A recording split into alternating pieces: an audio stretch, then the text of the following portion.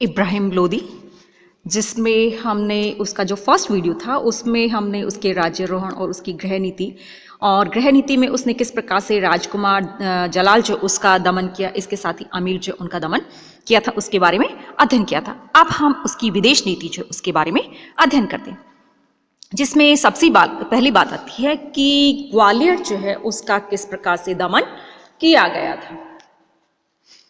कि इब्राहिम लोदी ने अपने पिता की ग्वालियर विजय करने की नीति को कार्यान्वित करने का निश्चय किया, क्योंकि ग्वालियर राज्य सल्तनत विरोधियों का आश्रय बना हुआ था और इब्राहिम के भाई राजकुमार जलाल ने भी आगरा से भागकर पहले ग्वालियर में शरण ली थी और सिकंदर लोदी को विफल बनाने वाले वीर राजा मान सिंह की मृत्यु हो चुकी थी और उसके उत्तराधिकारी विक्रमाजीत ने में न तो पिता के समान पराक्रमी था और न ही उतनी योग्यता थी। इसलिए इब्राहिम लोदी ने एक शक्तिशाली सेना के साथ आजम हुमायूं सरवानी को ग्वालियर पर आक्रमण करने के लिए भेजा। सरवानी ने ग्वालियर दुर्ग की सख्त घेरेबंदी की और मुख्य दुर्ग के समीप स्थित बादलगढ़ जो था वहां पर अधिकार कर लिया। विक्रमाजीत ने कुछ दिनों तक तो संघर्ष जारी रखा, परंतु बाद में उसने आत्मसमर्पण कर दिया और उसने दिल्ली की अधीनता स्वीकार कर ली। इब्राहिम ने उसको ग्वालियर के बदले में शमशाबाद की जागीर दे दी और पानीपत के प्रथम युद्ध में विक्रमाजीत इब्राहिम की सहायता करता हुआ मारा गया और ग्वालियर विजय इब्राहिम की महानतम सफलता बताई जाती है। दूसरी बात आती है राणा सांगा के हाथों पराजित होना।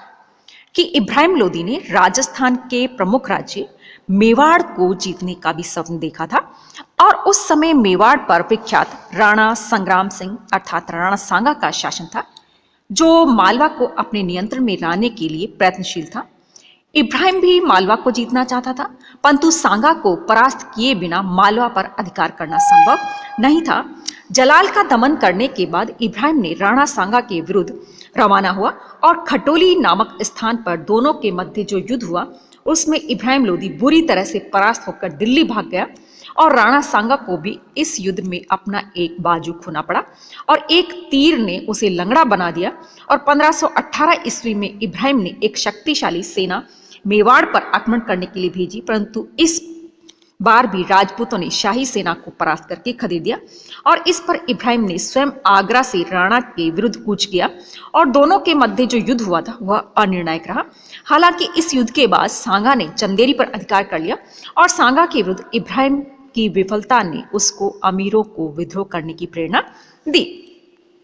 अगली बात आती है बाबर कि मध्य एशिया की राजनीति से खदेड़े जाने के बाद में बाबर ने काबुल राज्य पर अपना अधिकार जमा लिया था और वे बहुत ही ज्यादा पराक्रमी और महत्वाकांक्षी शासक था। सिकंदर लोदी के जीवन काल में उसने भारत पर आक्रमण करने का साहस नहीं किया, परंतु उसकी मृत्यु के बाद अफगानों की आपसी फूट ने उसे भारत को जीतने की प्रेरणा दी।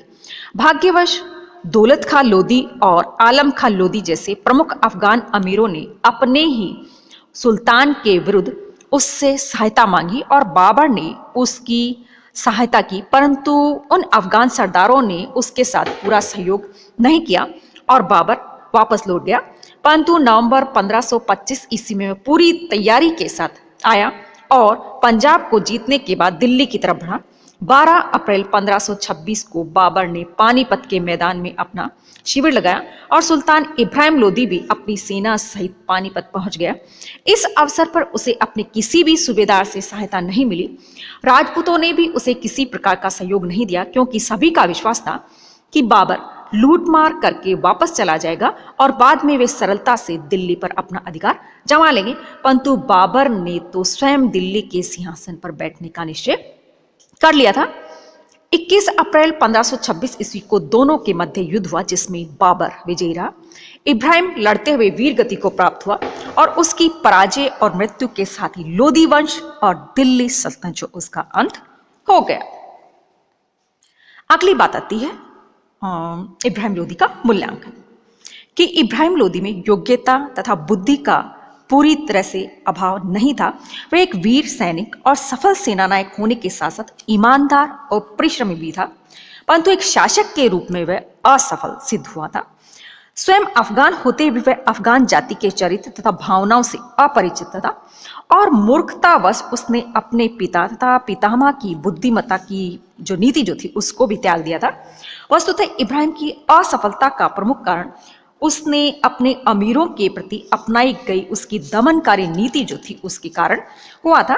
उसने अपने अमीरों से आज्ञाकारिता और विनम्रता की डिमांड की और उन्हें सेवकों की स्थिति में धकेलने का प्रयत्न किया, जिसे अफगान सरदार सहन करने के लिए तैयार नहीं थे। परिणाम स्वरूप विद्रोह होते गए और इब्राहिम दिन प्रतिदिन अधिक अहंकारी तथा प्रतिशोधात्मक प्रवृत्ति का बनता गया। परिणाम स्वरूप उसने चारों तरफ शत्रु ही शत्रु बना लिए और मित्र को खोता चला गया। यही कारण है कि 1526 ईस्वी में पानीपत के मैदान पर उसे किसी भी अफगान सूबेदार की सहायता नहीं मिली। प्रोफेसर कुरैशी ने लिखा है कि धैर्यहीन इब्राहिम अपने आदर्श केंद्रीय राज्य सत्ता के लिए सम्मान प्राप्त करने के अपने प्रयास में अपना सिंहासन ही खो बैठा। वास्तव में उसके पतन के लिए वह स्वयं भी बहुत कुछ उत्तरदायी माना जा सकता है। अब हम देखते हैं कि दिल्ली सल्तनत जो है उसके पतन के प्रमुख कारण क्या क्या रहे थे, जिसमें सबसे पहली बात